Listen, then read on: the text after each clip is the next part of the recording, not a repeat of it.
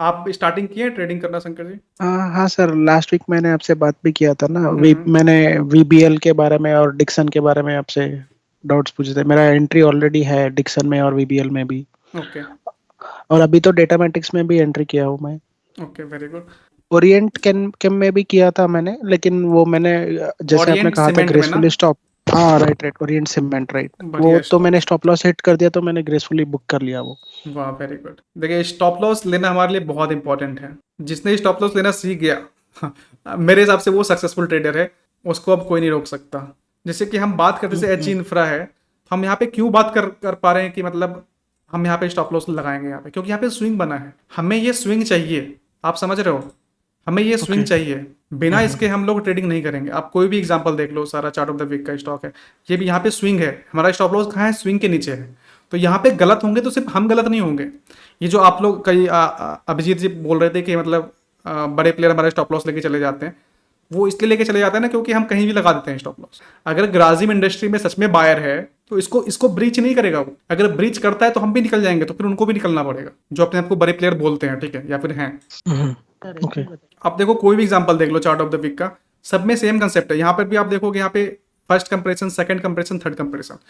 जब कंप्रेशन बोलते हैं ना, तो वो स्विंग है। वो ये देख रहा है, ये एक स्विंग है यहाँ पे छोटा सा। क्वालिटी पार्टिल में आपको दिख रहा है, यहाँ पे ये देखिए एक स्विंग है, ये छोटा सा। तो हमें इसके स्विंग के नीचे स्टॉप लॉस लगाना है। हमें रैंडम ट्रेड नहीं लेना है। एचडीबीएल में यहाँ पे स्टॉप लॉस क्यों लेना है? क्योंकि यहाँ पे स्विंग बन रहा है। जब तक ये स्विंग नहीं बनेगा ना, आईएफएल फाइनेंस में हम लोग क्यों ले रहे हैं ट्रेड? क्योंकि यहाँ पे स्विंग बन रहा है। यहाँ पे गलत होंगे तो सिर्फ हम अकेले नहीं होंगे, जो बड़े प्लेयर हैं उनको भी गलत होना पड़ेगा। एशियन एनर्जी में हम लोग क्यों ले रहे हैं यहाँ पे ट्रेड? क्योंकि यहाँ पे स्विंग बन रहा है। और आप पोजिशन साइजिंग कितना मेंटेन करते हैं? नहीं नहीं, अब रैंडम नहीं, जैसे लास्ट वीक आपने कहा था हम्म। 20% कैपिटल, और उसके ऊपर मतलब जितना भी ट्रेड अमाउंट लिया है उसमें 5% रिस्क, बस 20% ऑफ द कैपिटल में, मतलब 5 लॉट्स में डिवाइड किया है पूरा कैपिटल को।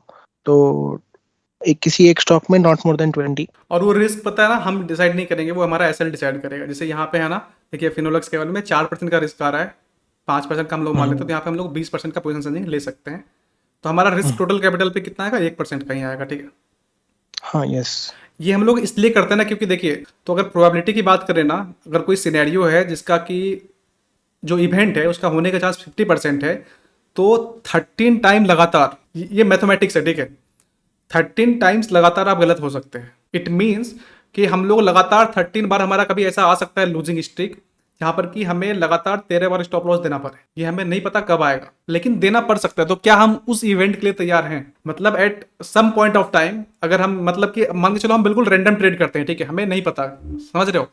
मतलब बेयर मार्केट भी आ गया, फिर भी हम ट्रेड कर रहे हैं। मतलब मार्केट में हमें दिख रहा है नेगेटिविटी है, फिर भी हम ट्रेड कर रहे हैं। उस केस में क्या होगा ना कि हमारा विनिंग प्रोबेबिलिटी कम हो जाएगा। तो हमारा 13 टाइम्स लगातार हमारा स्टॉप लॉस जा सकता है। हमें कब पोजीशन साइजिंग छोटा करना है, जैसे कि मार्केट तो जैसा रहने वाला है नहीं सब हमेशा। अगर आप कोरोना काल में भी बैठ करके वीसीपी देख रहे हो, तो आप गलत कर रहे हो। कंसेप्ट सिंपल सा है कि अगर 3 बार आपका लगातार स्टॉप लॉस जाता है ना, 3 टाइम्स, तो आपका पोजीशन साइजिंग सीधा आधा हो जाना चाहिए, हाफ। हमें अपने कैपिटल को प्रिजर्व करके रखना है। हमें अपने हमें हमें हमें कभी मेजर लॉस नहीं लेना है। लेकिन अगर आपको प्रोफेशनल ट्रेडिंग करना है, तो आपको रिस्क मैनेजमेंट को मजबूत करना ही पड़ेगा। और आपको समझना ही पड़ेगा, आपको मैथमेटिक्स के बिल्कुल डेप्थ तक जाना पड़ेगा कि रिस्क जो हम ले रहे हैं, खेल तो प्रोबेबिलिटी का ही है ना। अंत में कोई सर्टेनिटी तो है नहीं, कोई भगवान तो बैठा नहीं है यहाँ पे। खेल प्रोबेबिलिटी का है। आपको लॉस लेना है, ये एक निश्चित चीज है। आपको बस गारंटी करना है कि जब आप लॉस ले रहे हो तो बहुत ही छोटा हो। आप लॉस को और मिनिमाइज कैसे कर सकते हो? तो उसके लिए है ना कि जब हमारा 3 बार स्टॉप लॉस चला जाए लगातार, तो हमें पोजिशन साइजिंग आधा कर लेना है। ये कोल्टे पाटिल है, इसमें रिस्क है हमारा 5.27% का, राइट। हाँ ठीक है। हम इसको एग्जाम्पल के लिए 5% मान लेते हैं, ठीक है। एग्जैक्ट। हमारे पास कैपिटल कितना है? 1 लाख का। वन। 1 लाख का कैपिटल है हमारे पास, और हमें क्या करना है? इसमें पोजिशन साइजिंग बनाना है हमें, ठीक है। रिस्क हमारा यस। 5% का है। यस। 5% का रिस्क है, मतलब हमें कितना रिस्क लेना है? 1% का। 1 लाख पे 1% कितना हो गया? सर एक मिनट, आपने 1% कैसे बोले? वो मुझे यही में ये कंफ्यूज हो जाता बार बार। 1% बोले तो मतलब? 1% हमें इसलिए लेना है ताकि हम सर्वाइव कर सके मार्केट में, टोटल कैपिटल का, जो भी आपके पास कैपिटल एक्स अमाउंट। हाँ वही टोटल 1 लाख का 1% लेना। हाँ, 1% हमें रिस्क लेना है। वो एक, जैसे आपको एग्जांपल दिया था ना, जैसे अंबानी जी जियो लॉन्च किए, तो क्या वो पूरा अपना जितना संपत्ति था सबका थोड़ी ना जियो बना दिए? वो तो 5% का ही रिस्क लिए होंगे वो मैक्सिमम साइड, या 10% का। उससे ज्यादा तो रिस्क लिया नहीं होगा उन्होंने। तो हमें भी पूरा कैपिटल दाव पे नहीं लगाना है यहाँ पे। हमारा रिस्क यहाँ पे कितना होगा? 1 लाख का 1%। तो 1,000 रुपया होता है ना सर? हाँ हाँ, 1,000 होता है। 1,000 का हमारा रिस्क हो जाएगा यहाँ पे, ठीक है। यहाँ तक क्लियर है ना? रिस्क हमारा हाँ, वन clear है। थाउजेंड रुपीज का हो जाएगा, ठीक है। यहाँ पे हमारा एसएल 5% का है, ठीक है। हमारा 5% का रिस्क है, मतलब रिस्क है यहाँ पे, तो हमारा पोजीशन साइजिंग यहाँ पे कितना होगा, अराउंड 20% का। मतलब 5 को मैं 1000 से डिवाइड दे रहा हूँ।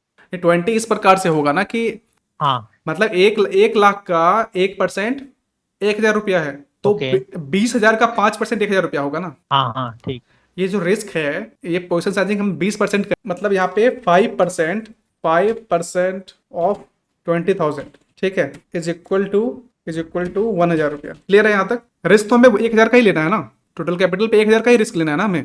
क्लियर है कि नहीं है यहाँ तक? ये 2000 कैसे ले रहे हो, वो मुझे 2,000 नहीं ले रहे, 1,000 ले रहे, 20,000 है ये, 20,000। हाँ, वो कैसे ले रहे हैं? अच्छा, मतलब आप इसका ऐसा 5 कर लीजिए, आप इसको उल्टा मल्टीप्लाई कर लीजिए 1,000/5 × 100 कर लीजिए। समझ रहे हैं ना मैं क्या बोलने की कोशिश कर रहा हूँ? हमें रिस्क लेना है 1,000 रुपया का, तो हमें यहाँ पे 5% के एसएल में हमारा पोजीशन साइजिंग क्या होगा, जो उसका रिस्क अभी भी 1,000 का होगा, तो पोजीशन साइजिंग क्या होगा, 20,000 रुपया का होगा। क्लियर है यहाँ तक? हाँ, हाँ, या अभी भी कोई कंफ्यूजन है? और आपका ये अगर रिस्क एसएल यहाँ पे 4% का होगा ना, तो पोजीशन साइजिंग 25% का होगा। अगर ये एसएल आपका 10% का हो जाएगा, तो आपका पोजीशन साइजिंग कितना हो जाएगा, 10,000 का। कोरिलेट कर पा रहे हैं इसको? 10,000 का 10% कितना होता है, 1,000 रुपया। हमें रिस्क को कांस्टेंट रखना है, अच्छा, आप समझ में आया। सोचिए, रिस्क को कांस्टेंट रखना है। 1% ऑफ 1,00,000, 1,00,000 इज इक्वल टू 1,000, और 5% ऑफ, क्योंकि हमें तो 1% का ही रिस्क लेना है ना, तो ये वैल्यू कांस्टेंट होगा। एट द सेम टाइम 10% ऑफ 10,000 इक्वल टू 1,000। क्लियर है? अगर एसएल हमारा 10% होगा, तो हम सिर्फ 10,000 का ही पोजीशन बना सकते हैं। इनडायरेक्टली इसका मतलब है जितना छोटा एसएल उतना बड़ा पोजीशन साइज। एग्जैक्टली, ये बेनिफिट है छोटा एसएल का। अगर आप लंबा एसएल लोगे ना, तो आपका पोजीशन साइजिंग छोटा हो जाएगा, तो आपका रिटर्न भी छोटा जनरेट होगा। राइट। अगर मान के चलो 20% का पोजीशन साइजिंग, मतलब 20% का एसएल ले लिए, तो हमारा पोजीशन साइजिंग और छोटा हो जाएगा, तो हमारा नंबर ऑफ स्टॉक बढ़ जाएगा। अभी क्या होगा, हमारे पोर्टफोलियो में 4 से 5 या फिर 6 स्टॉक ही आएगा, उससे ज्यादा आएगा ही नहीं, क्योंकि वो आपके पास ट्रैक पैसा, करना भी इजी होगा। बिल्कुल आपके पास पैसा बचेगा भी नहीं ट्रेड लेने के लिए, क्योंकि आपका इतना अच्छा पोजीशन साइजिंग मेंटेन होगा, ठीक है।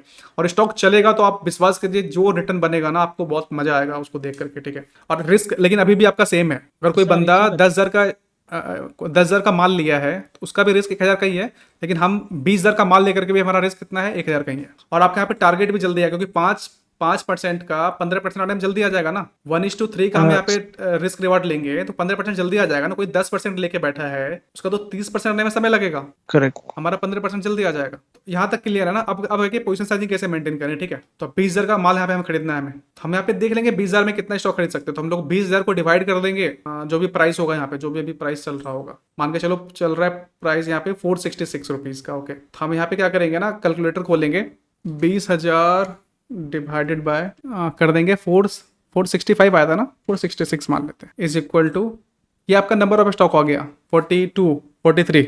तो यही स्टॉक आपको खरीदना है, दैट्स इट। आप एक बार इसको समझ पाए ना, तो फिर आपको हार्डली जो है ना, मुश्किल से 1 मिनट लगना है। आप दिमाग में भी कर सकते हैं, कोई बड़ा इशू नहीं है। हाँ सर, एक और डाउट था, मतलब मेरा ओरिएंट सीमेंट के बारे में ही। हम्म। मैंने एक्चुअली मेरा ऑर्डर बुक चेक किया था, किस प्राइस पे स्टॉक परचेस किया है और किस पे सेल किया है। 203 मेरा परचेस प्राइस था 4 सितंबर।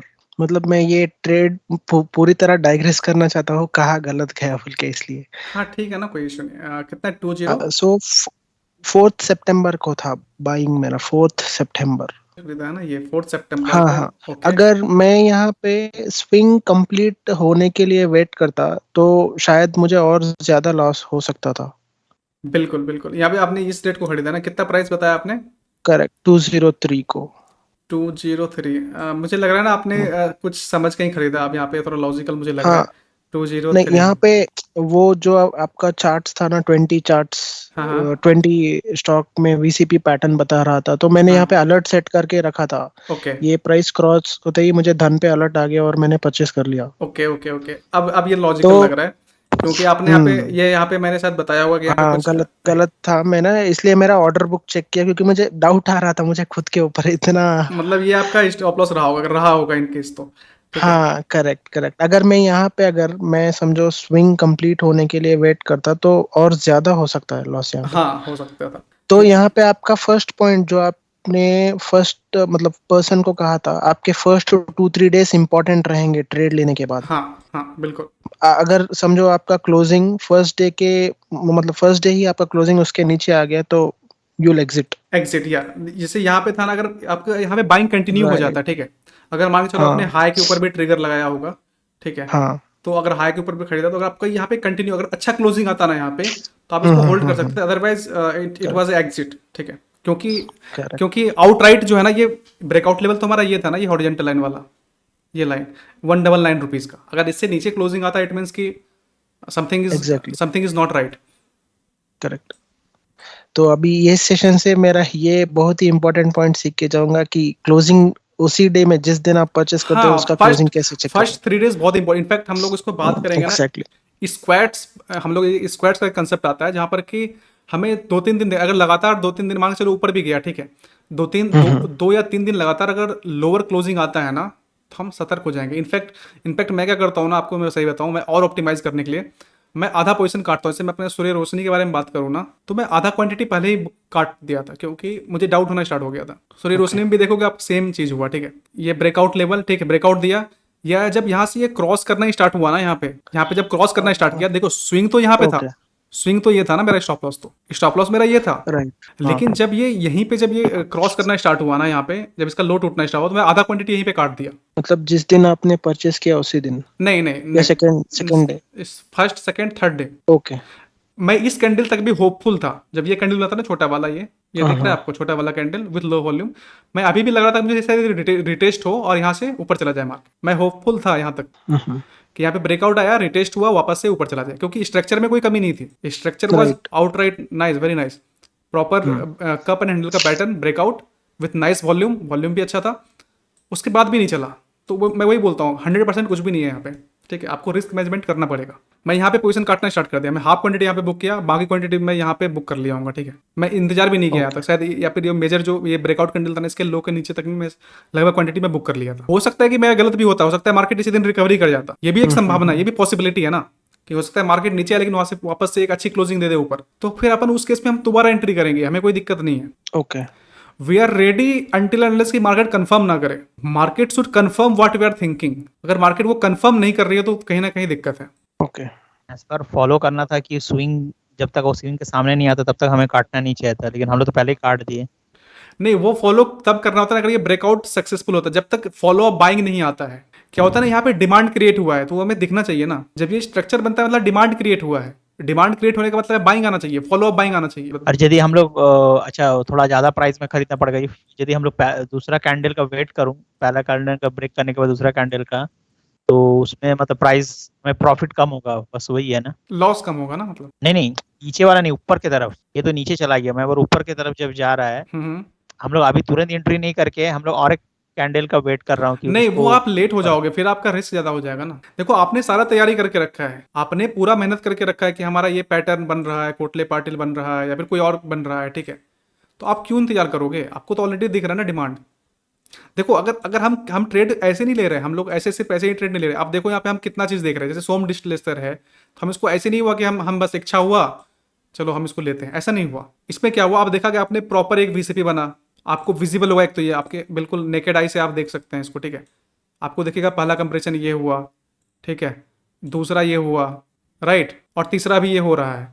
उसके बाद आपको क्या दिखा, आपको वॉल्यूम एक्शन भी दिखा कि जब नीचे बाइंग सेलिंग आ रही है वॉल्यूम नहीं है, बाइंग आ रही है वॉल्यूम है, सेलिंग आ रही है वॉल्यूम नहीं है, बाइंग आ रही है वॉल्यूम है, अभी करंट कैंडल बना है इसमें वॉल्यूम है, मतलब डिमांड दिख रहा है आपको। बोलना चाहते हैं अभी तो कोलते पाटिल फिर खरीद लेना चाहिए, सॉरी सोम डिस्टिलरी, वो तो ऑलरेडी ब्रेक कर गए ऊपर। बिल्कुल, ये हमारे ये चार्ट ऑफ द वीक का पार्ट है।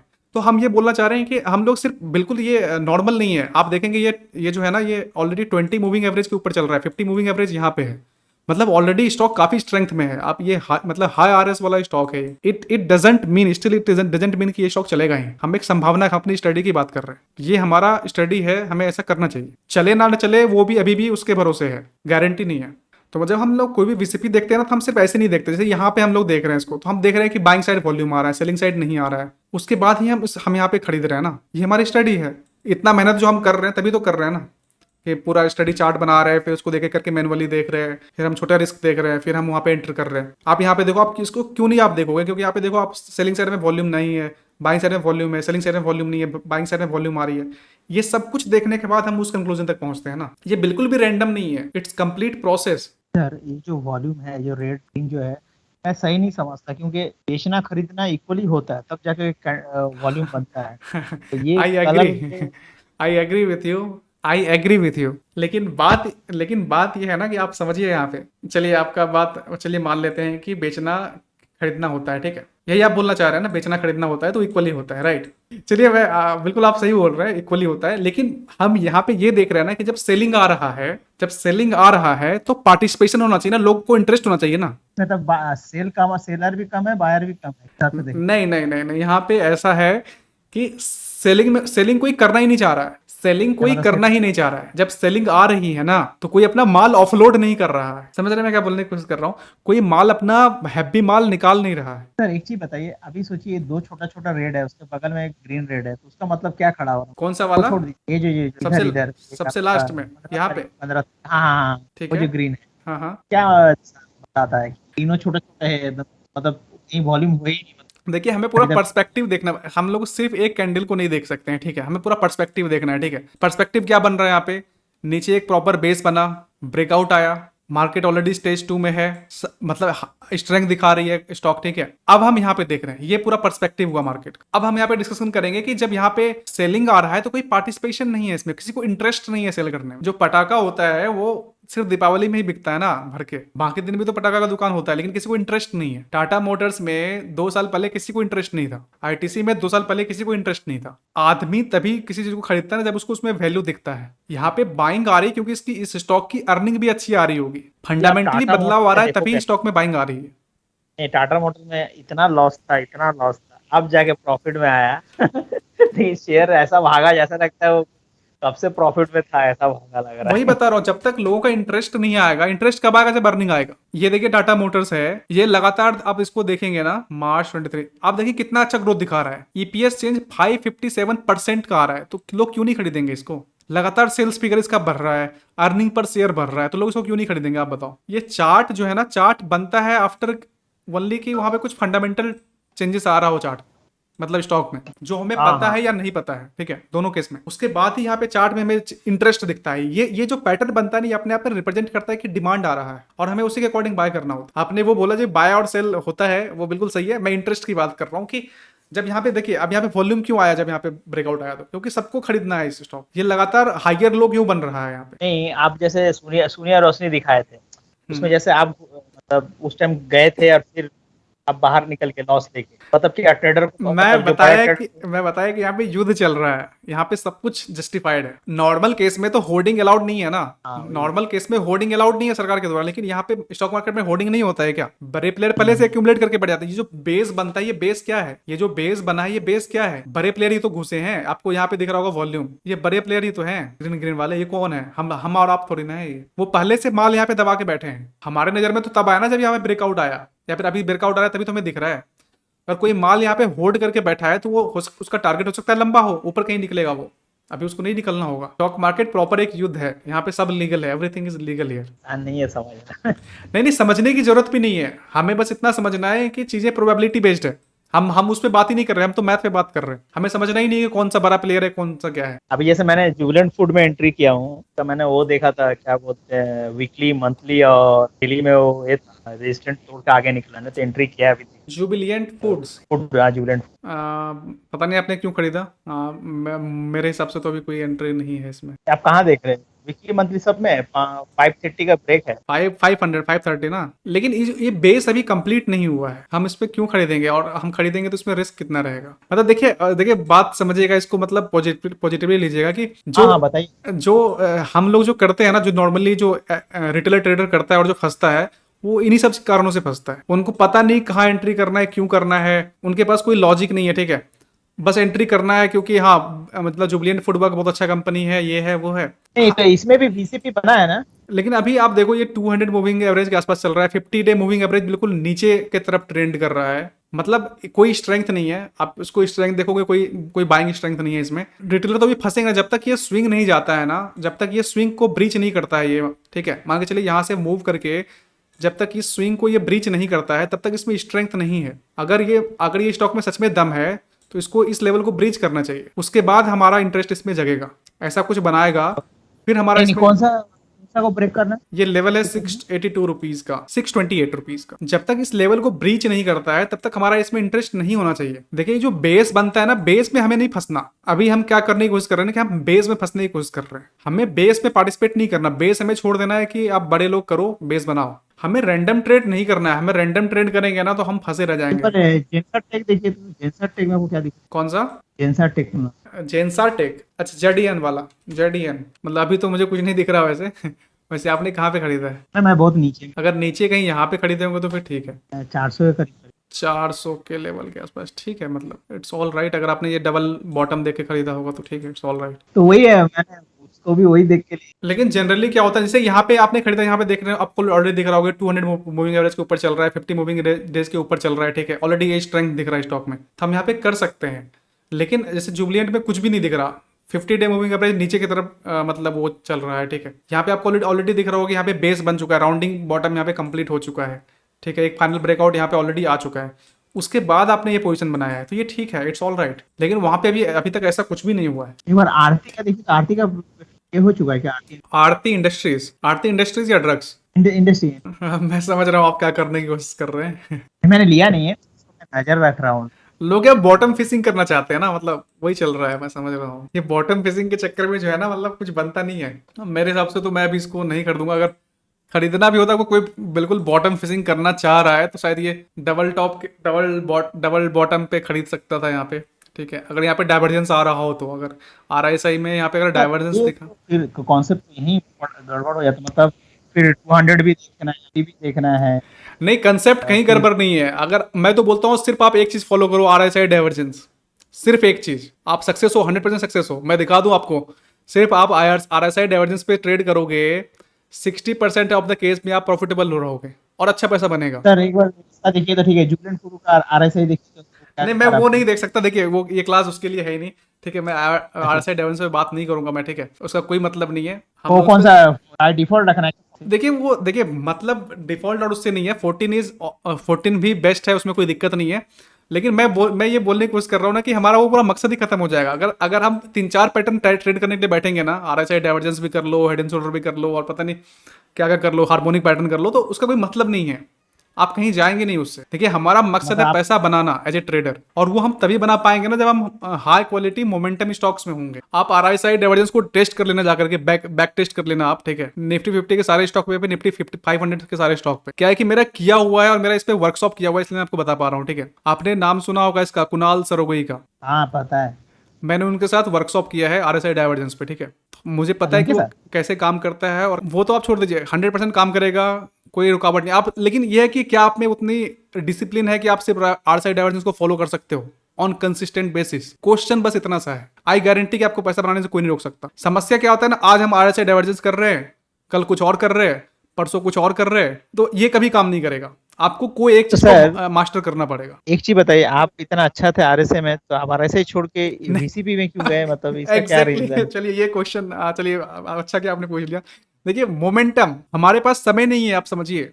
एज ए रिटेल ट्रेडर हम लेकर के बैठ नहीं सकते, वी कैन नॉट अफोर्ड। हम लेकर के बैठ नहीं सकते, हम अफोर्ड नहीं कर सकते। दूसरा समस्या है RSI डाइवर्जेंस में कि आपका रिस्क बहुत ज्यादा होता है वहां पे। तीसरा समस्या है कि आपको वहां पे हमेशा अपॉर्चुनिटी नहीं मिलेगा। और कभी कभी जैसे कोरोना वाला काल आया, फिर वहां पे नीचे RSI बन रहा है तो ले लीजिए ना, क्या दिक्कत है? कोई दिक्कत नहीं है। चीजें अननोन नहीं है हमारे लिए, चीजें नोन है। बट यू शुड नो कि आपका एक्सेलेंस आप कहाँ पे, बेटर अपॉर्चुनिटीज कहाँ पे, आपको वो समझना है। तो आप बोलना चाहते हो जब मार्केट ऊपर रहे, मतलब अप ट्रेंड रहेगा तब वीसीपी, और जब मार्केट क्या बोलते हैं नीचे रहेगा तब आरएसआई।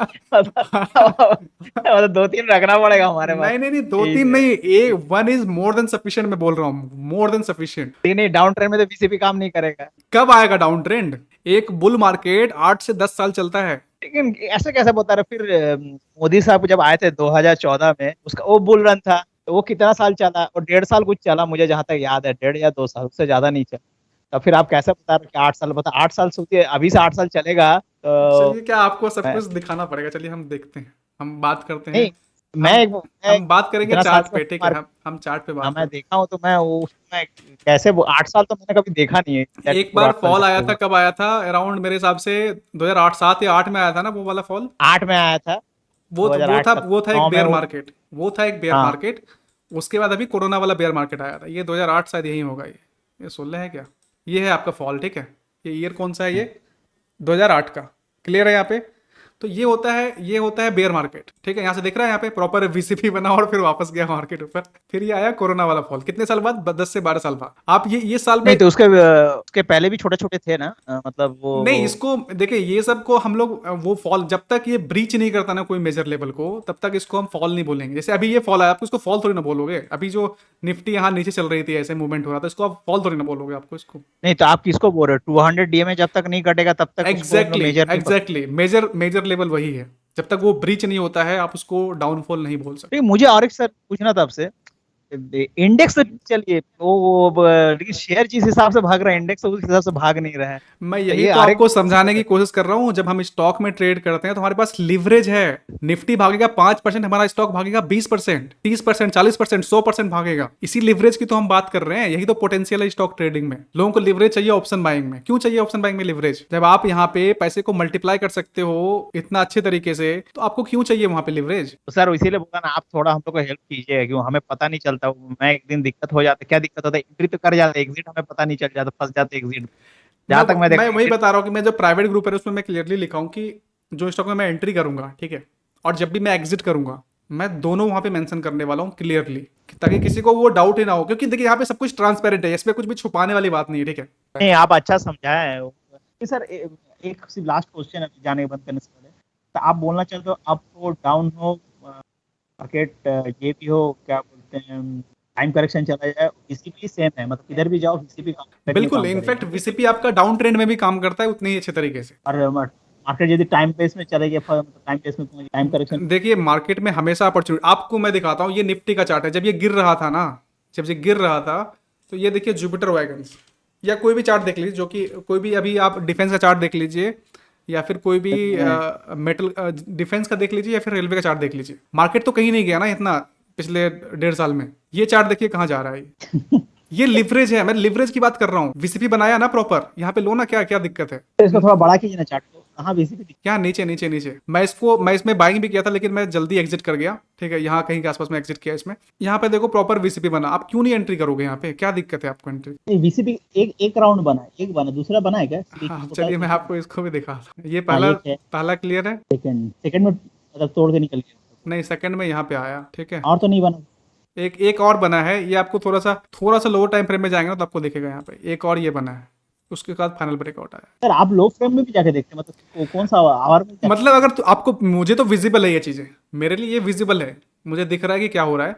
अगर किसी को देखना है तो आपको दिखेगा यहाँ पे। अब आपको दिख रहा हो, ये 1 आवर का टाइम फ्रेम है। अब आपको यहाँ पे क्लियरली दिखेगा, ये दिख रहा है यहाँ पे। तो उसके बाद हमें बाइंग करना होता है। तो क्या दिक्कत है? मतलब ये लिवरेज आपको कहाँ मिलेगा? आपको जानते हैं मैं अभी कुछ दिन यही आपसे पूछने वाला था, ये आप 1 आवर देखते हैं क्या? क्यों मैं एक दिन नहीं, देख रहा देखने था की ना। बात 1 आवर में आपको दिखाने के लिए बोल रहा हूँ। ये आपको अब कुछ समय के बाद आपको ये खुद ही दिखेगा। ये मैं 1 आवर नहीं देखता हूँ, मैं आपको तो मैंने वो जो आप अभी दिखाया ना, मैंने किसी एक चार्ट में देख रहा था, डेली में एकदम छोटा है, मतलब समझ में नहीं आ रहा कि वो risky है कि नहीं है। हाँ 1 आवर क्लियर हो जाती है हाँ, वो। मतलब क्योंकि वो स्ट्रक्चर है ना, तो स्ट्रक्चर तो हर जगह दिखेगा, उसमें कोई दिक्कत नहीं है। It remains same. मतलब लेकिन एंट्री हमें आवर्ली में नहीं करना, डेली में ही देख के करना है। हाँ, मतलब कोई दिक्कत नहीं है आपको। रिस्क छोटा सा है ना, आपको क्या दिक्कत है? मतलब देखिए, छोटे टाइम फ्रेम पे लोग क्यों जाते हैं? ताकि उसको रिस्क छोटा करना होता है। और कोई मकसद है क्या छोटा टाइम फ्रेम जाने के लिए? और कोई थैंक यू मकसद सर। तो है नहीं। नहीं आपने आज बहुत टाइम दिया, आज बहुत हाँ, कुछ थोड़ा क्लियर सा। है। तो आप कल से ना हम लोग दोनों, मतलब आप जैसे थोड़ा थोड़ा करके स्टार्ट कर देंगे। आप वो प्राइवेट ग्रुप में देखिए, उसमें सब कुछ मेरे हिसाब से डला हुआ है। और मैं आगे भी अगर मैं कुछ ट्रेड लेता हूँ तो मैं ऑब्वियसली डालूंगा कि उसमें क्या मैं ले सर रहा हूँ। अभी वो पुराना वाला में घुस सकते कि नहीं घुस सकते? उसमें एनर्जी में किसमें?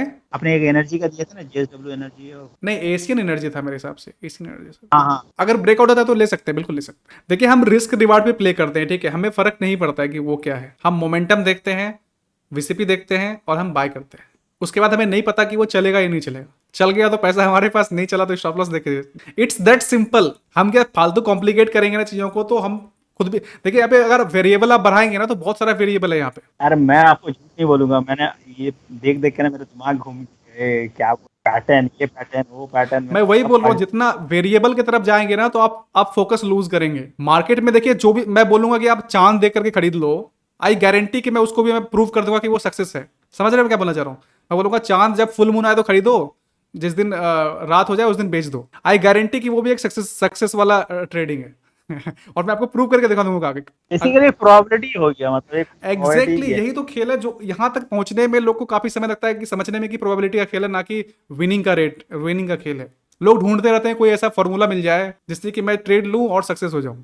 ऐसा कुछ भी नहीं है, भूल जाइए ऐसा कुछ। तो सर मतलब अभी सोचिए आपने आज 20 स्टॉक किए हैं, उसमें सोचिए एक दिन में 3 स्टॉक का ये हो गया, लग गया, 3 5 जो भी हो लग गया। अब किसी के पास तो उतना है नहीं, तो वो क्या करेगा, वो एग्जैक्टली तो कंफ्यूज नहीं लेना रहेगा। आपको।